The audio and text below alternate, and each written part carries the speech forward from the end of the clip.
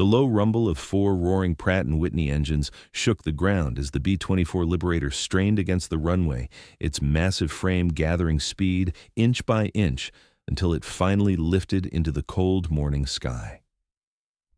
For the men inside, boys barely out of their teens, it was more than just another mission. It was a flight into the unknown, where every second carried the weight of life and death. To the world, the Liberator was steel and rivets, wings and bombs.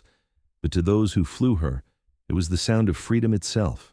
She was the promise that America could reach across oceans and strike at the heart of tyranny, that no fortress was too far, no empire too strong to withstand the courage of free men willing to pay the price. 80 years may have passed, but for those who lived it, or for those of us who grew up hearing the stories, the sound of that takeoff still stirs something deep inside. It is not just history. It is memory, sacrifice, and pride bound together. And so our journey begins with this opening chapter, the moment when the Liberator, born from desperation and built in staggering numbers, rose from the runways of America and carried a generation's hope into the fire of World War II. When the Liberator first rose into the skies, the world stood on the edge of despair. By 1942, the Axis powers seemed almost unstoppable. Nazi Germany had tightened its grip across Europe, its Luftwaffe terrorizing cities and industries from London to Leningrad. In the Pacific, Japan's rapid conquests had left the Allies reeling, from the devastation at Pearl Harbor to the fall of the Philippines and the loss of Singapore. Every headline carried the same grim message. The free world was in retreat. For America, the answer could not simply be defense.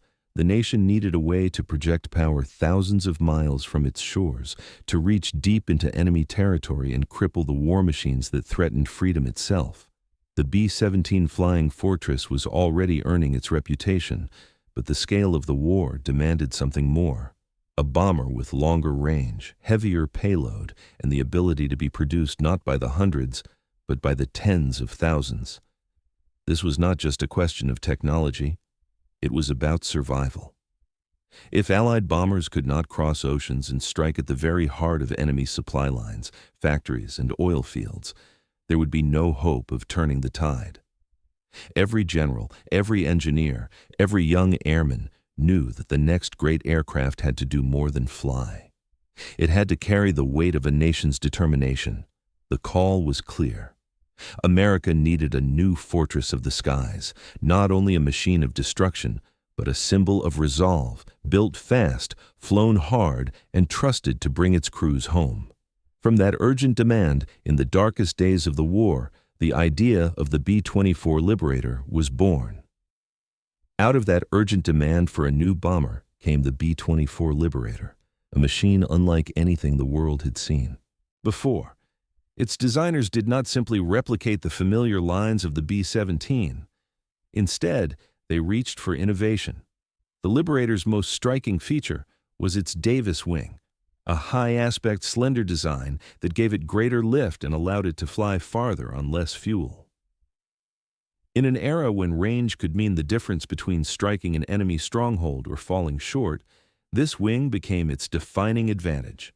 The B-24 carried more bombs than the Flying Fortress and flew them faster.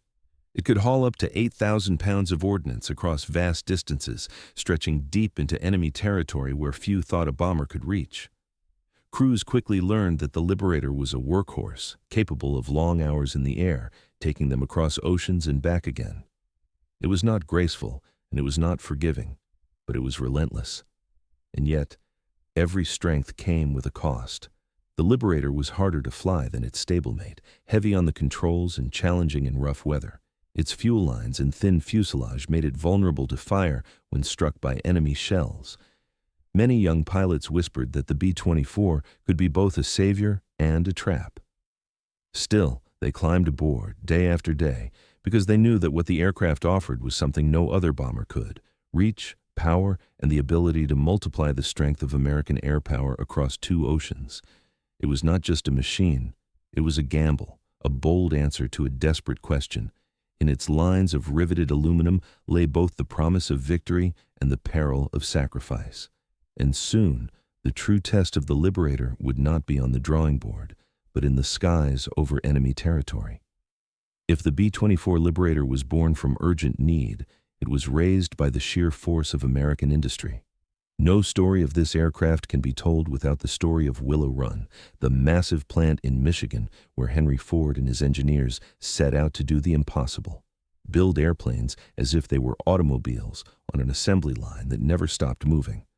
Until then, bombers had been handcrafted machines, painstakingly built in small numbers. Willow Run changed all of that. At its peak, the factory stretched nearly a mile long, a city under a roof. Tens of thousands of workers, many of them women who had never touched a rivet gun before the war, learned to assemble wings, fuselages, and engines with a speed and precision that stunned the world. The scale was unprecedented.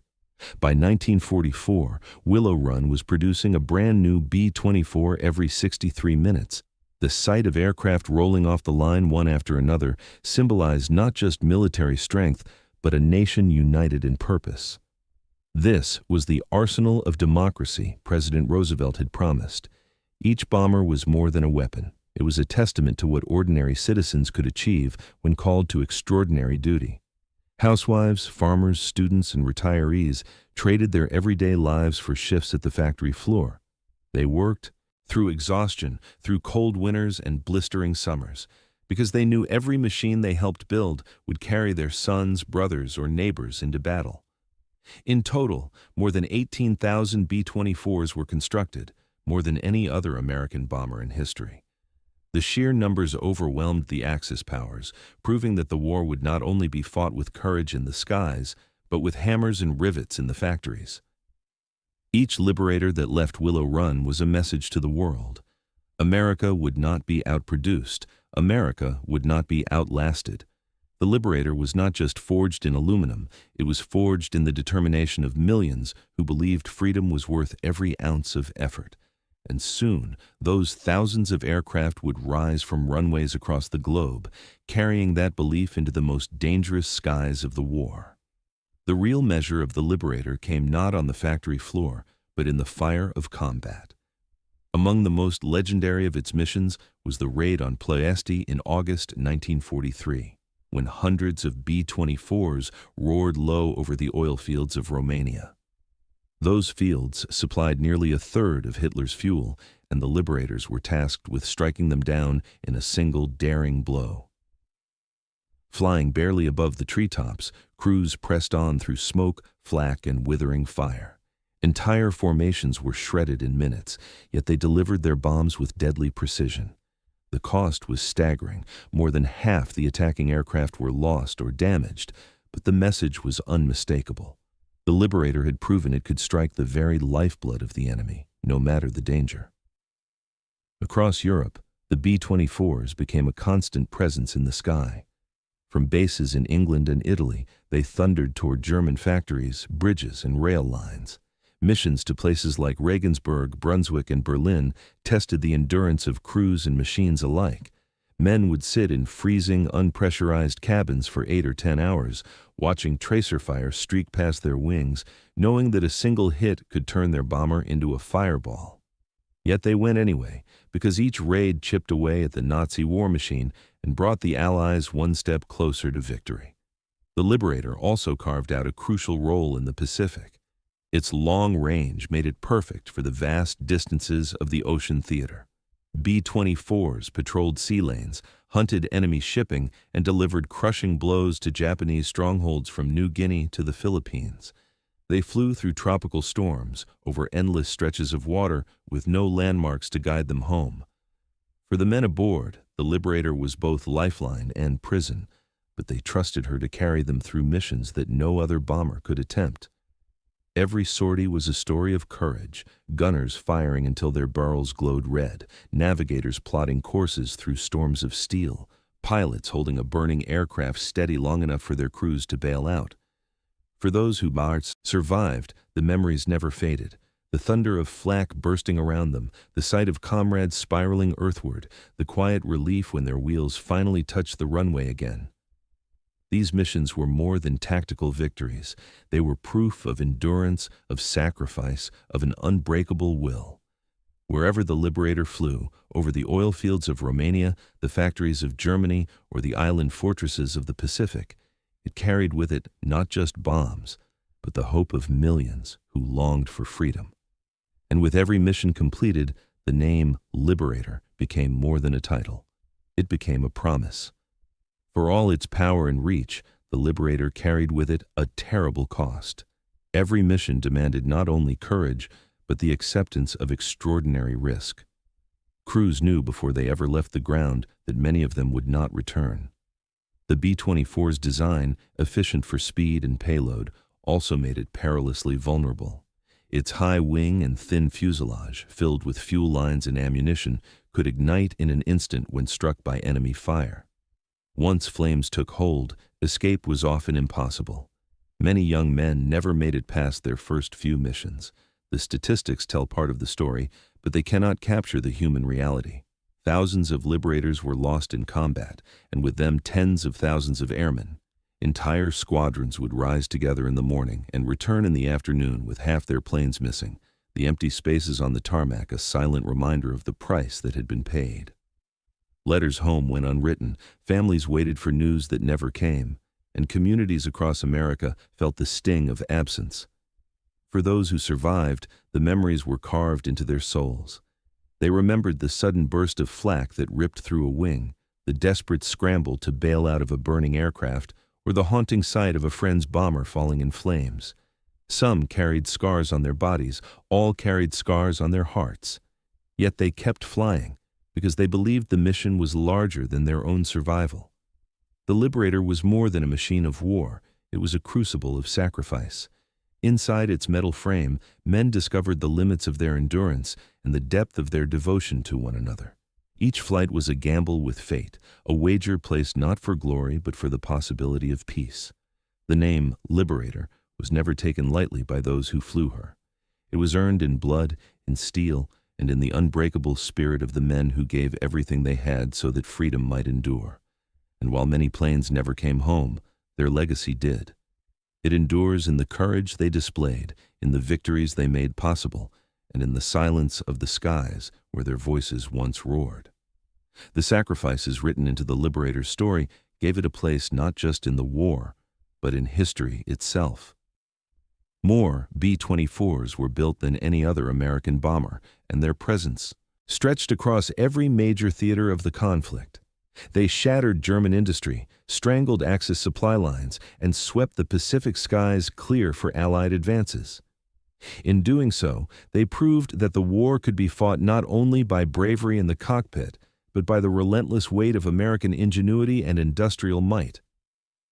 The B-24 was never as glamorous as the B-17, nor as advanced as the B-29. It did not earn the same romantic nicknames or enjoy the same spotlight in Hollywood films, but for the crews who flew them, it was indispensable.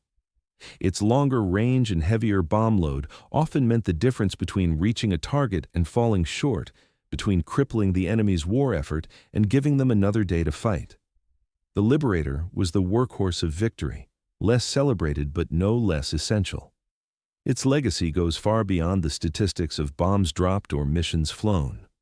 The B-24 embodied the spirit of a generation willing to take unimaginable risks for the sake of freedom. It reminded the world that victory comes not from perfection, but from persistence. The men who climbed into its cramped fuselage wrote a chapter of history where ordinary citizens became extraordinary heroes. Today, only a handful of Liberators remain, preserved in museums or flown at air shows. Yet their memory lives on every time we speak of the courage that turned the tide of war. The B-24 may no longer darken the skies in great formations, but its name, Liberator, still carries the weight of a promise kept, that freedom, once threatened, was defended with everything a nation had to give. In the end, the story of the B-24 Liberator is not only about an aircraft, but about the people who gave it life. Inside its aluminum frame sat young men who carried with them the weight of a nation's hopes. Some never returned, their lives cut short in skies filled with fire and steel. Others came home bearing memories that would follow them for the rest of their days. Together, they proved that freedom is not inherited easily. It must be defended, often at a cost too great to measure. The Liberator earned its name not through propaganda, but through sacrifice. From the oil fields of Romania to the jungles of the Pacific, it became the long arm of American resolve, reaching further and striking harder than anyone believed possible. It did not promise safety to its crews, but it offered them a chance to make a difference. And time after time, they accepted that chance, knowing the risks yet flying anyway. What remains today is more than history. It is a living echo of courage, a reminder that ordinary people can rise to extraordinary challenges when the world calls upon them. The roar of those engines may have faded, but the spirit they carried still lingers in every story told, every monument raised, every salute offered to the dwindling few who once flew the Liberator. As we look back, the lesson endures. Victory was not inevitable, and freedom was never guaranteed. It was earned in long flights over hostile skies, in factories that never slept, in the determination of a generation that refused to surrender. That is the true voice of the Liberator, the sound of freedom taking flight, and the promise that its echo will never die. If you want to help us keep this memory alive forever, hit subscribe and turn on the notification bell. Every follow from you is a promise we will never forget.